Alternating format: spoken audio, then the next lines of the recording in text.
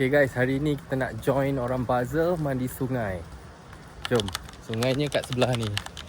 Orang sini lepas habis kerja je, dia orang akan tunjung sungai ni untuk balik rumah. Dia kira macam ala-ala orang yang duduk Gombak kerja kat KL, nak balik rumah, terjun sungai Gombak. Sampai rumah.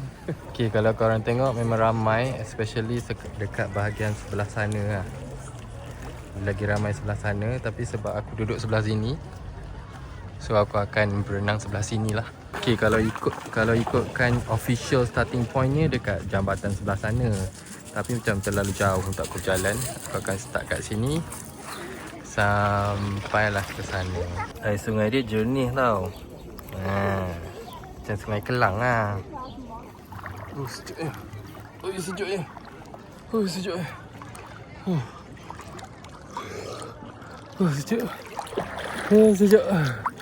Sejuk. Best kan? This is nice.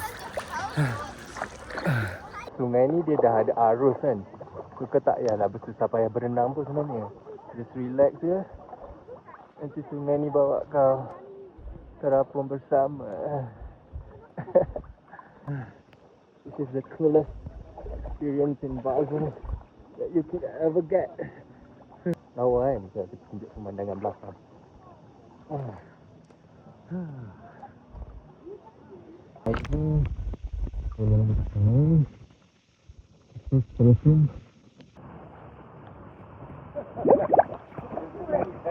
Jemput lalu. Bus. Sekali-sekali ada kapal besar lalu. Ferry. Sekali-sekali ada ferry lalu. Ikutkan people will go all the way past the bridge lah. So I'll stop here. This is about 500-600 meter dah lah. So yeah, kalau korang datang ke Basel dan ada masa, terjunlah dalam sungai. Tapi musim panas je lah. Janganlah kau buat gila kerja sungai masa musim sejuk. Okay. Bye.